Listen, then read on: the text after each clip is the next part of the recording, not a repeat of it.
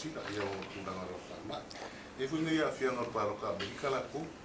i rewa peka o whaile me. Ia whainga pārota le tātou utunu, o lea ua, e hui isi whape ua, tau whia isi nu i sui tau wā, ua i le tau wā. Ko lea su tau, i le wā ngaro whau, kakaka mana i whi. Ale tūlanga ele kolopo lea il masinga kasi. Ia le ko whama mau lea ua kaungu ia le kakai ia le malo Nusila ma ia whapea fo i ma le kungu mai se o kakai o le kuangai. La esa la ko kualalo kolopo. Onga ye mafuanga ele kele o le vevesi o whaingi ia mai le o lava fo ia le kaimi whakalakalangoa ia la ko fuafuanga mamao ia o ke mole fo i whamalo i ko whamao i le palimia ia marangkatengaka o ke lo fo i o lea whawhika ia ele kuangai. Le fo yo ke salongo ku isi ku le sa faia la ko palo. Pe ia le fa ka ses o isi va pe mai. A wol ko po fa wo pe le malo lava le fekalia. A kulanga masan. E kilo fo il malo e se wala fa ngofia yo malo pe fa pe o ko fa kukusa le ku unga lo fa ya an kilo lola e le malo se wala e va me o ye malo yo le sila wala ko pelo ale la fa yakula fa mkala ale fo ye luper ka ko fa mo ele ya la se mangaku fa ku mai al pawai se mangaku pe mangaku fo le fa mari se ko kolo ile si di makausa ale kulanga la ele ka ko fa mo ale avo manka oko le fuafuanga mo le suiva a pelile ko so fo e fakingoai le ka ko whenga palok ai o ke lei o le ngao ke ungai o whengei ka ko la fongo mo le fale lei o ka ko whenga palok ai mai sa le mele o le al ko ki mo me palo ka fatkoa ma unga ia le o ka uia e palo ka mai loa e ngu pon ka mo yo le o le ku malo le se ke vale ai la ko lo la palo o le mela le sa mo ki ngongi fenga palo ka le nga mai aku ngai ele ko malo le fionga ia pau sefo ta man ko le el ka ko pa o malo le fenga palo saulo fa salo mo mia la ko ngai o sefo o come o simi sau mala ko ngoa mo mia le office fai palo ngo mo la ko mai ale skala ele i paloka la iko kongo le lona paloka ele paloka mal fengala le e yengi kako ula fongo ke le paloka lo fasala kupe ale la wa mawai e suga ko kaka ele lo el polongo o le kumalo ponye kaka wa fiu su ele lo nge kaka el mela le ko puso ai paloka sa vai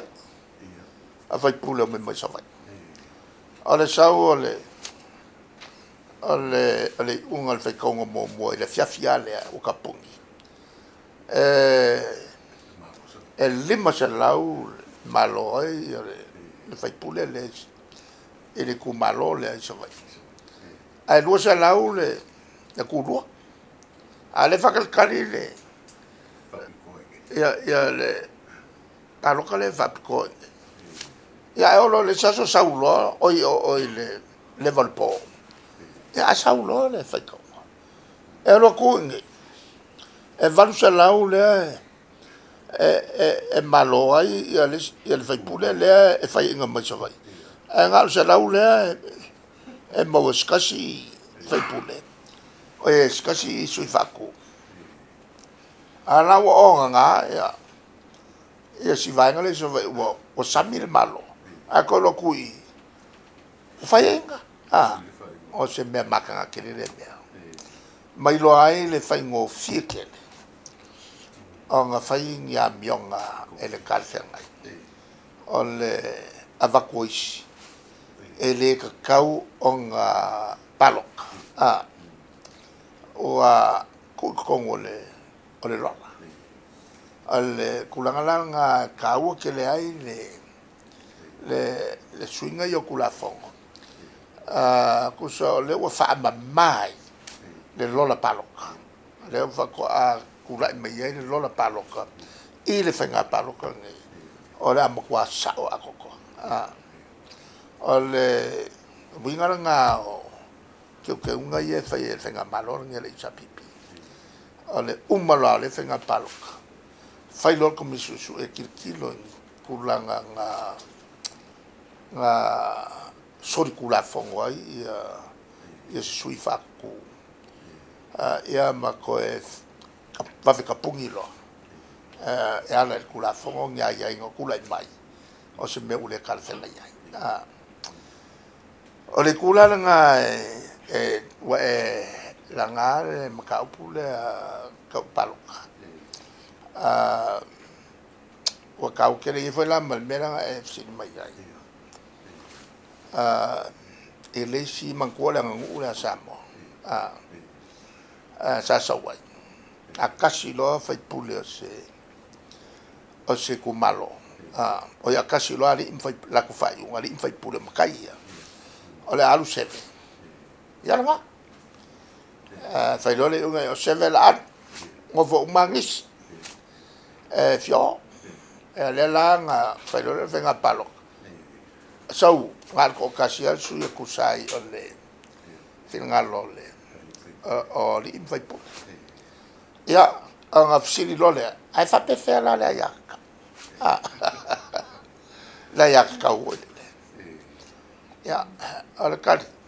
ile mka upunga al fam la velanga o kako o Samoa ma whainga whamai. Lea e kako ke nganganga i so umaso. Kako whainga whamai. E koru mei e kau ke arua. E koru kal kongunga i e kau ke oai.